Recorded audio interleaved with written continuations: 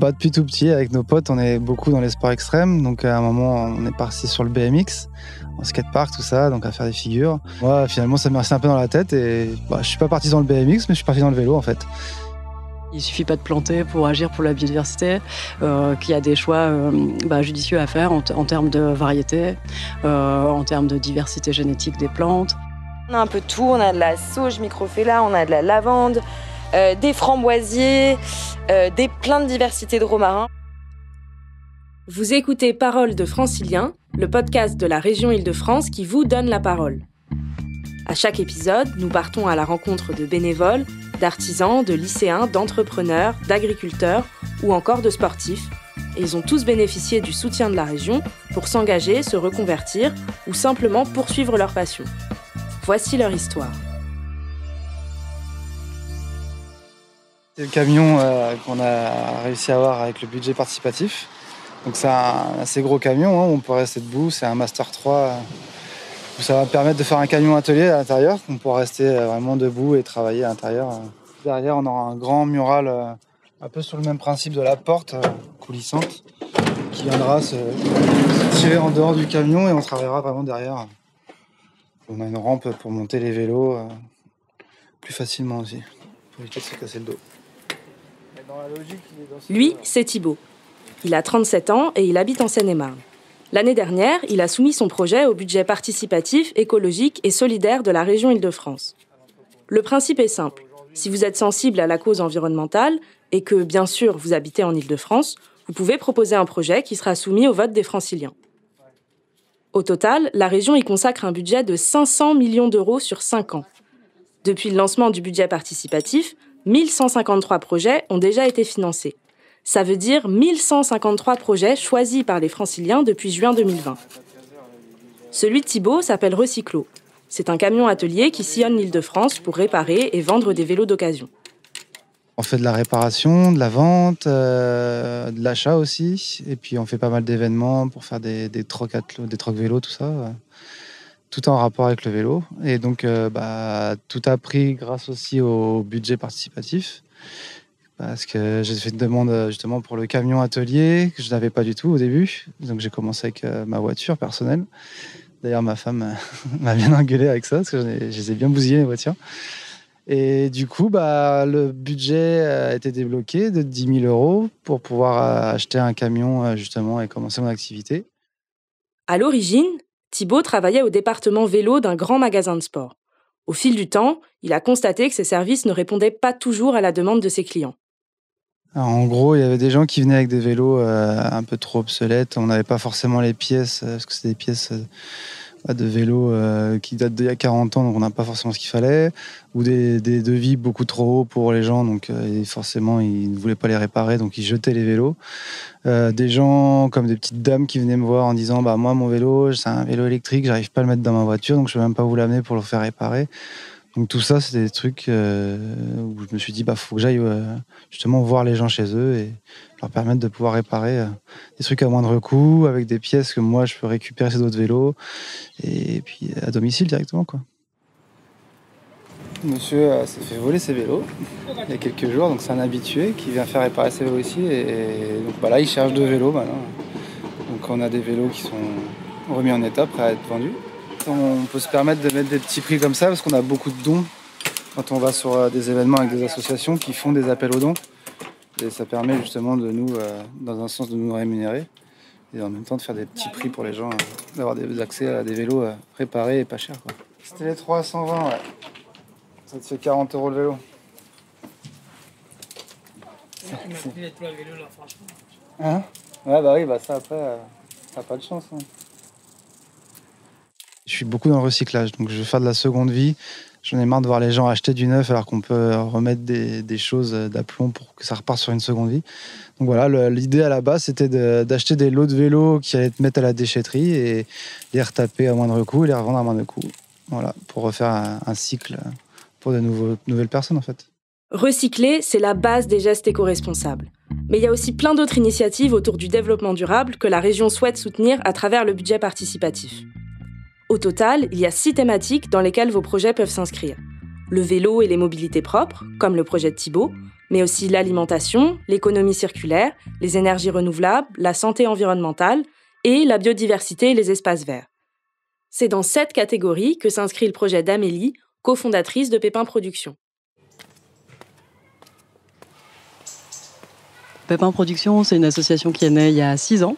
Et à l'époque, on voyait déjà un engouement pour la nature en ville. Et on sentait que, les architectes intégraient du végétal dans les projets, mais ils ne s'intéressaient pas trop à la question de d'où ça venait, comment est-ce que ça avait été produit, est-ce que ça a été transporté, est-ce que la terre a été extraite dans des milieux qui en fait étaient riches en biodiversité. L'association propose des plantes qui ont été cultivées à Paris, à Pantin ou à Chelles.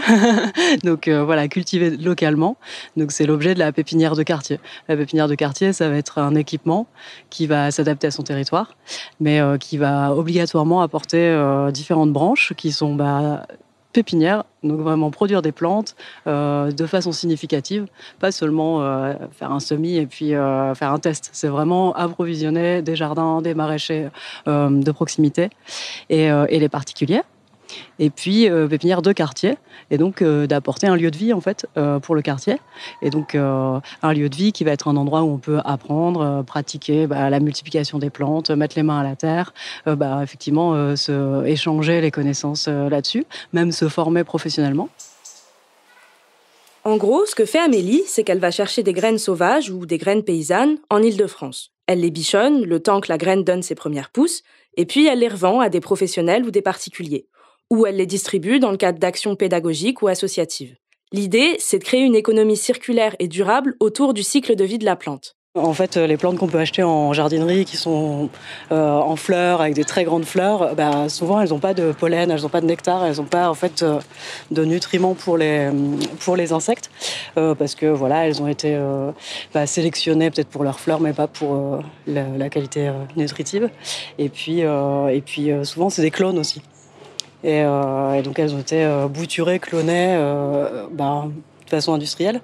Et donc là, l'idée d'amener des plantes sauvages, c'est vraiment de parler de la diversité génétique des plantes. Pour remplir au mieux sa mission, l'asso d'Amélie a besoin de matériel spécifique. C'est là qu'intervient l'aide de la région Île-de-France. Par exemple, grâce au budget participatif, Amélie et ses collègues ont pu remplacer leur véhicule utilitaire à essence par un vélo cargo électrique. Ou encore, ils ont pu acheter un broyeur pour faire du compost de qualité pour nourrir la terre.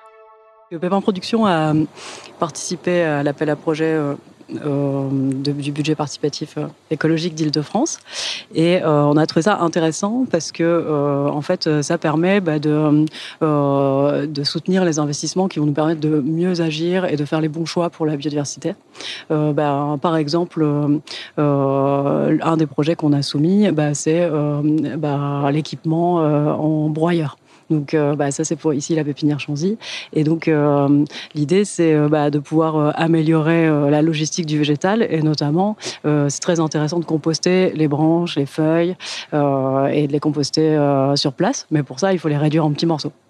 Et donc ça c'est quelque chose qui est finalement des investissements, et cumulés c'est intéressant d'avoir un coup de pouce à un moment donné pour mettre en œuvre ce projet-là. Pour la pépinière de quartier Chanzy, on a sollicité l'aide de la région pour l'achat d'un vélo en fait avec une charrette. Donc un vélo cargo en fait. Donc vraiment de s'équiper en utilitaire pour effectuer les livraisons de plantes. Donc la pépinière de quartier, elle rayonne en fait. Donc on va livrer soit des boutiques qui sont spécialisées dans l'alimentation durable. Donc vraiment ça a du sens avec notre projet. Et ou aussi de se déplacer pour aller faire des plantations. Donc chez les différents partenaires. Mais ce n'est pas tout. L'aide de la région a aussi pu donner naissance à Corinne. On a soumis un projet qui était la construction d'une serre itinérante, donc une pépinière itinérante, qu'on a appelée Corinne, parce que c'est le suffixe en fait qui sert à expliquer la façon dont les graines se déplacent. Donc comme c'est une pépinière itinérante, elle se déplace, donc les graines se déplacent par zoochorie, qu'elles s'attachent aux poils des animaux, ou par anémochorie, qu'elles s'attachent... elles se font emporter par le vent. Et nous, avec Corinne, l'idée, c'est de déplacer la serre pour qu'elle s'implante quelques mois à un endroit et qu'elle puisse faire émerger un projet. Et donc, le projet qu'elle a fait émerger en 2021, donc vraiment grâce au budget participatif, c'est le projet de la pépinière René, et donc qui est à Pantin. À cet endroit-là, on est sur une friche qu'on peut occuper temporairement, et donc il faut aller très vite. Donc, cette pépinière itinérante qui fait 8 mètres carrés, qui est équipée avec des bacs tout comme une grande, elle a permis en fait, dès le jour où on a reçu les clés de la friche, d'installer la pépinière et d'accueillir des écoles dans les semaines qui suivaient. Et Anna, là, j'ai ramené des plants de flore urbaine. Ça va nous faire des clémats parce que ils ont semé l'origan zatar. Vous connaissez le zatar? Et ben, c'est des épices libanaises. Ah oui, je connais. Tu vois? Oui, je connais. Et donc, en plus, enfin, tu vois, parce que par rapport à l'origan qu'on avait déjà, il est velu, celui-là. Ouais, il a plus de poils, sur la tige et tout. Oh. Bah, je peux peut-être le piquer dans un gros pot, comme ça, il sera peut-être mieux. Ouais, c'est ça. L'idée serait ça. Et je le mets dehors, non? Et le mettre dehors. Et en fait, il marcotte facilement. Donc, si on peut... Les pépinières d'Amélie n'ont pas seulement vocation à faire germer des plantes. Ce sont aussi des lieux de vie et de rencontres qui rassemblent des bénévoles et des habitants du quartier. C'est un lieu participatif et inclusif où chacun peut venir s'échapper du bruit de la ville ou juste filer un petit coup de main sans distinction d'âge ou d'origine sociale. Pour Thibaut, le patron de Recyclo, cette dimension humaine et collaborative est également très importante dans son projet. En fait, à force qu'on aille dans les villes, les gens prennent un goût et viennent nous voir, même des fois pour rien, juste pour parler, prendre des conseils. Après, voilà, ça devient une habitude pour eux. Ils savent qu'on est là tous les 15 jours. On fait des ateliers participatifs pour les gens qui ont envie d'apprendre eux-mêmes à réparer leur vélo. Donc, on met en place sous réservation des ateliers où tout est mis en œuvre pour les aider à réparer. Et voilà, donc pareil, on fait aussi avec beaucoup d'associations. Donc, là, par exemple, le week-end dernier, on a fait avec une association qui a fait une demande de collecte de vélos à les gens, au lieu de les jeter, nous les ont donnés.